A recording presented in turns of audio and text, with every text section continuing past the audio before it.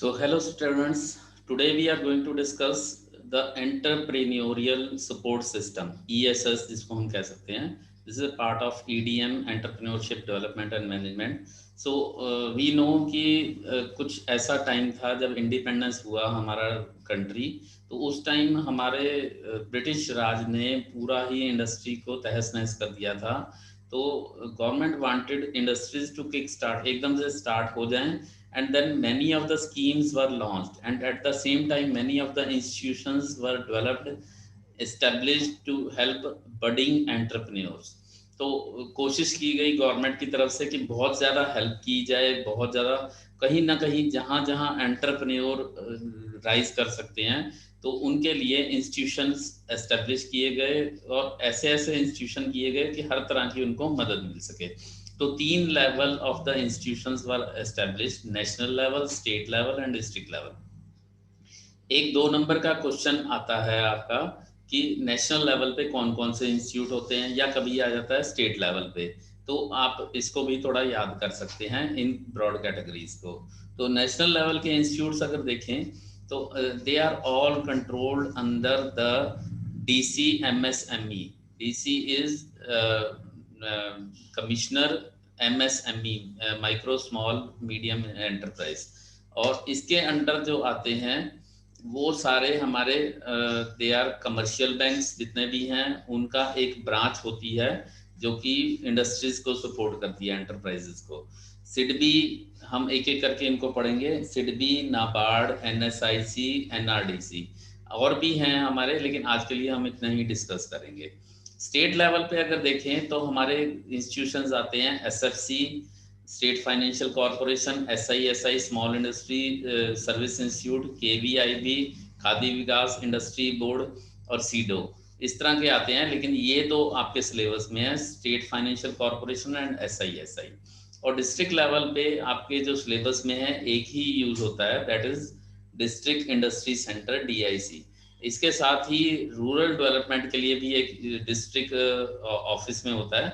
अगर आप DC office में जाइए तो वहाँ पे आप जो ADC होता है वो ऑथराइज्ड होता है DRDA को कंट्रोल करने, डिस्ट्रिक्ट रूरल डेवलपमेंट अथॉरिटी, इसको कंट्रोल करने के लिए.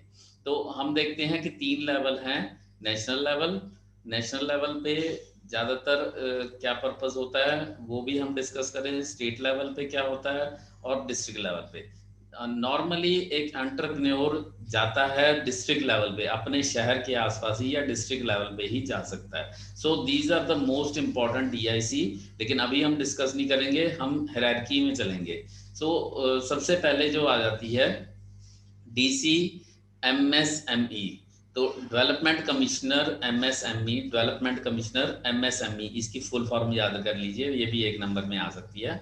माइक्रो स्मॉल मीडियम एंटरप्राइज, पहले इसको SSI कहते थे, स्मॉल स्केल इंडस्ट्रीज. आज की डेट में इसको रीनेम कर दिया गया है MSME, micro small medium enterprise. तो नेशनल लेवल के जो इंस्टीट्यूट्स हैं उनका पर्पस ये है कि वो एक एंटरप्रेन्योर को इंटरनेशनल लेवल पे रेस कर देते हैं. तो दैट मीन्स उनका जो लेवल है पूरे नेशनल लेवल पे हैं और वो एक इकट्ठा करके उनको इंटरनेशनल लेवल पे उनका लेवल बढ़ाते हैं. तो MSME डेवलपमेंट एक्ट 2006 में बना था. It established the office of development commissioner MSME as nodal agency under the ministry of MSME. तो इसका ऑर्गेनाइजेशन आ जाता है कई बार कि इसकी ऑर्गेनाइजेशन क्या है. ऑर्गेनाइजेशन मीन स्ट्रक्चर क्या है, कितने लोग हैं या उसके इंस्टीट्यूट कहाँ हैं, ब्रांचेस कहाँ हैं. तो इसके अभी जो हम स्टार्टिंग के लिए पढ़ा है हमने 30 MSME डेवलपमेंट इंस्टीट्यूट, DI कहते हैं इनको.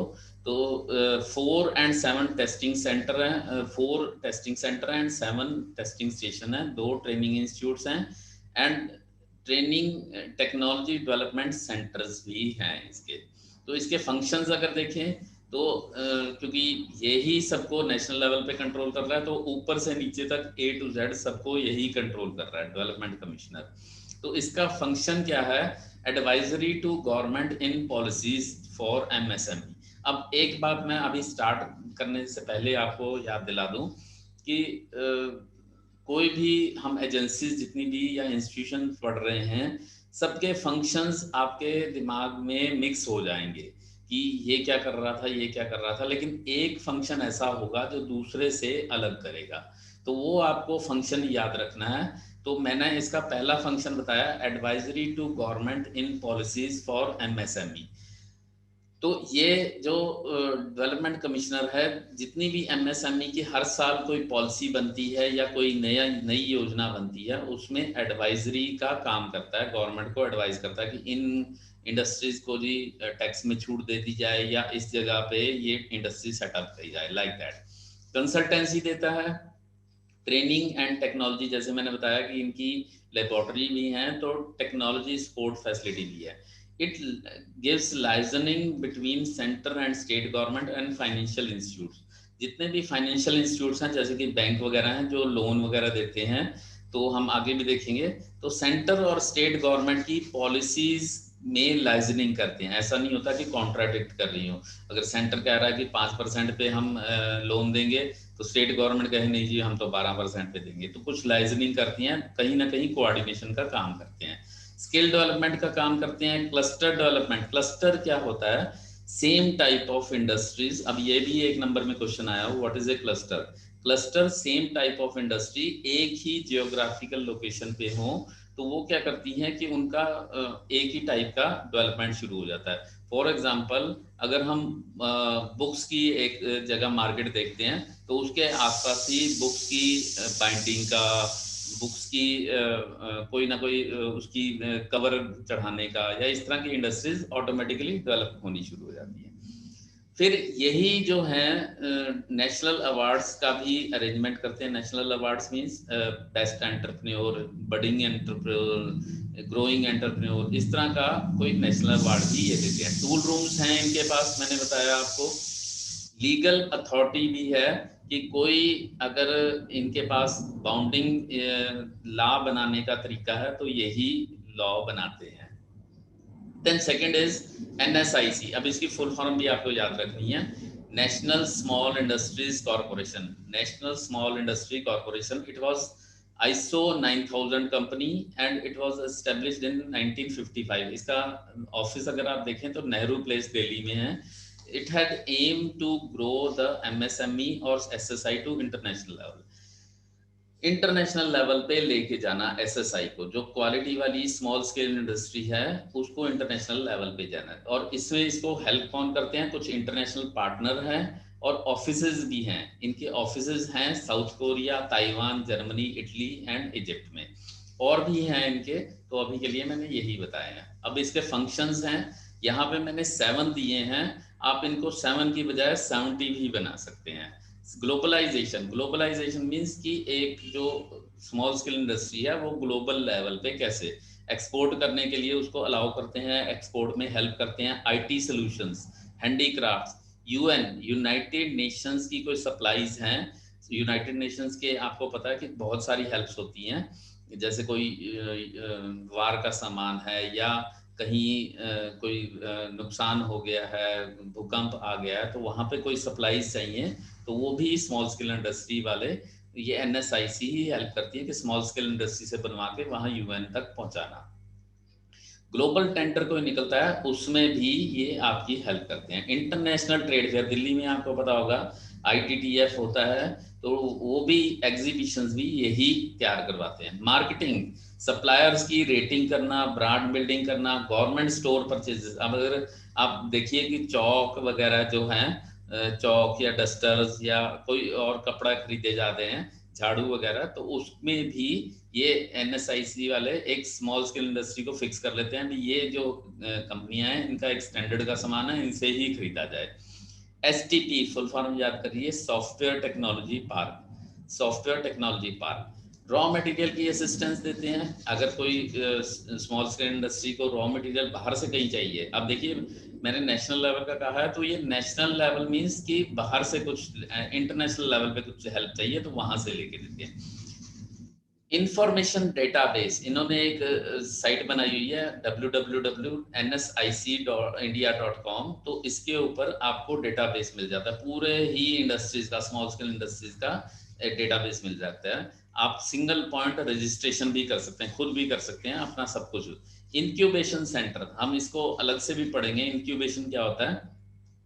जब आपकी टेक्नोलॉजी डेवलपमेंट में है, अभी टेक्नोलॉजी में आप कंक्रीट आइडिया पे नहीं पहुंचे हैं, तो इंक्यूबेशन सेंटर बनाए जाते हैं। जैसे कि कोई पॉलिटेक्निक हो या कोई यूनिवर्सिटी या कॉलेज हो, जहाँ पर रिसर्च वर्क किया जा सकता है कि ये 2-3 साल तक रिसर्च किया जा सकता है, तो उनके भी ये हेल्प करते हैं। Then next is NRDC, national research and development corporation. अब देखिए एक एक पॉइंट याद करते चलिए कि NSIC ने क्या किया था, इंटरनेशनल लेवल पे लेके गया था। इंटरनेशनल लेवल पे बाकी वो सभी काम करता है, लेकिन इंटरनेशनल लेवल पे कैसे? ग्लोबलाइजेशन, परचेजिंग में, या फिर कोई ये ट्रेड फेयर्स वगैरह। ये जो है NRDC, ये 1953 में एस्टेब्लिश हुआ था, और ये भी एक कॉरपोरेशन कंपनी है। It has aimed to promote, develop and commercialize the new technology, inventions, patents and processes from university। तो रिसर्च एंड डेवलपमेंट नाम से ही पता चल रहा है कि नई रिसर्च को करवाने के, डेवलपमेंट करने के, और उनके इन्वेंशंस और पेटेंट बनाना। अब होता क्या है कि मैंने कुछ काम किया और मैं क्या करता हूँ, उसको छुपा के बैठा रहता हूँ लेकिन NRDC क्या करती है, वो टेक्नोलॉजी ट्रांसफर के लिए हेल्प करती है कि आप ठीक है आपने बना लिया, उसको आप पेटेंट कर लीजिए। कोई भी उस तरह का सामान अगर बनाएगा या उसको मिलता जुलता यूज करेगा, देन हमें उसको पेमेंट करनी पड़ेगी। तो पेमेंट करने से क्या होगा कि वो ओपन अप कर देता है अपना इन्वेंशन कि हाँ भाई मैंने ये यूज किया। जैसे दवाइयाँ ही हैं, तो दवाइयाँ भी कोई यूज करना चाहे तो वो यूज कर सकता है। ऐसा नहीं है कि वो दवाई बना के वो अपने साइड में रख दिया, किसी को नहीं बताएगा। वो दवाई बना के अपना पेटेंट कर ले, कोई वैसी ही दवाई मिलती जुलती बनाने लगेगा तो उसको पेटेंट का अमाउंट देना पड़ेगा। तो इसके फंक्शंस क्या हैं? Promotes IPR, intellectual property right. Last chapter में हम दोबारा से भी पढ़ेंगे इंटेलेक्चुअल प्रॉपर्टी राइट, 1 नंबर का छोटा क्वेश्चन भी आ गया। टेक्नोलॉजी ट्रांसफर मैंने समझाया आपको। Network in India and abroad for coordination with industry and academia. यहाँ पे इंडस्ट्री और एकेडमिया का आपस में कोऑर्डिनेशन, उनके पास पूरा नेटवर्क है। Repository of all areas of industries, जितनी भी इंडस्ट्रीज हैं हर तरह का इनके पास रिपोर्ट्स होती हैं कि कोई आपने काम करना है, कहाँ से रॉ मटेरियल आना है, कहाँ से कुछ करना है, वो हर तरह का इनके पास रिसर्च वर्क का पूरा डेटाबेस होता है। और IP, इंटेलेक्चुअल प्रॉपर्टीज का ये कंसल्टेंसी भी देते हैं। Then there is SIDBI। अब SIDBI, small industry development bank of India, इसका एक वर्ड अगर याद कर लेंगे तो आपको सारी कहानी आप लिख सकते हैं। रीफाइनेंस, एक वर्ड मैंने ब्लैक में किया हुआ, रीफाइनेंस। रीफाइनेंस मीन्स दोबारा से फाइनेंस करना। SIDBI और नाबार्ड, ये दो ऐसे इंस्टीट्यूशंस हैं जो रीफाइनेंस का काम करते हैं। नाउ SIDBI क्या काम करता है? वो इंडस्ट्रीज के लिए करता है, और नाबार्ड जो है वो एग्रीकल्चर या रूरल डेवलपमेंट के लिए करता है। तो इतना याद रखेंगे, बाकी आप सारी कहानी लिख पाएंगे। IDBI 1964 में एस्टेब्लिश हुआ था for primary landing institute, PLI full form याद कर लिए, primary landing institute. In 1990 it was separated, अलग कर दिया गया, SIDBI और IDBI को अलग कर दिया गया। तो IDBI एक कमर्शियल बैंक बन गया, और SIDBI जो है वो स्टार्ट किया गया नाबार्ड के साथ मिलके with 250 crore of national equity fund. एक नेशनल इक्विटी फंड बनाया गया, जैसे गवर्नमेंट की जो कंपनियां होती हैं NTPC या BEL, BEL वगैरह हैं, तो उनका जो डिविडेंड वगैरह आता है उसका एक नेशनल इक्विटी फंड बनाया जाता है, और उसमें से 250 करोड़ लगा के इसको हमने स्टार्ट किया SIDBI को। इसके फंक्शंस क्या थे? वन वाज डायरेक्ट फाइनेंस, कुछ डायरेक्ट फाइनेंस के भी इनके पास रखे गए थे। इंफ्रास्ट्रक्चर में ISO 9000 मॉडर्नाइजेशन या स्टेट फाइनेंशियल कॉर्पोरेशंस को देने के लिए, तो उनको लीज पे देने के लिए ये डायरेक्ट फाइनेंस हुआ। लेकिन इसका मेन काम था इनडायरेक्ट रीफाइनेंस। इनडायरेक्ट रीफाइनेंस तो कुछ ऐसे जैसे बैंक्स हैं, कमर्शियल बैंक है, SBI है या कोई भी है, वो क्या करते हैं, कोई गवर्नमेंट की स्कीम आती है, वो कहते हैं जी इंडस्ट्री के लिए जी हम 9% पे देंगे या 8% पे देंगे। तो वो बैंक को गवर्नमेंट ऑथराइज करती है कि बैंक अपने हिसाब से दिमाग लगाए कि कौन कौन सी प्रोजेक्ट रिपोर्ट्स बढ़िया हैं, किस प्रोजेक्ट में काम करना चाहिए। तो ये क्या करते हैं, सिडबी अपनी तरफ से 10 रिपोर्ट आती हैं, सपोज एसबीआई के पास आया तो एसबीआई सिडबी के पास जाएगा कि मेरे पास 10 प्रोजेक्ट हैं, तो वो उसको 4% या 6% पे उसको ब्याज पे बैंक जो सिडबी है वो उसको बैंक को दे देगा, और फिर वो बैंक आगे एंटरप्रेन्योर को देगा। तो इनडायरेक्ट समझिए आप, रीफाइनेंस, फाइनेंस बैंक ने किया और बैंक को रीफाइनेंस किया सिडबी ने। फिर एक महिला उद्योग निधि स्कीम है जो महिला उद्योग से रिलेटेड है, अगर कोई महिला है तो उनकी स्पेशल एक इनकी स्कीम है MUN के नाम से। Then next is NABARD, full form याद कर लीजिए, national bank for agriculture and rural development, refinance, ये भी इसका वर्ड याद कर लीजिए। This is for refinance in rural area specially agriculture sector and small road transporter, SRTW scheme है इनकी कुछ, तो वो उनके ऊपर ही है।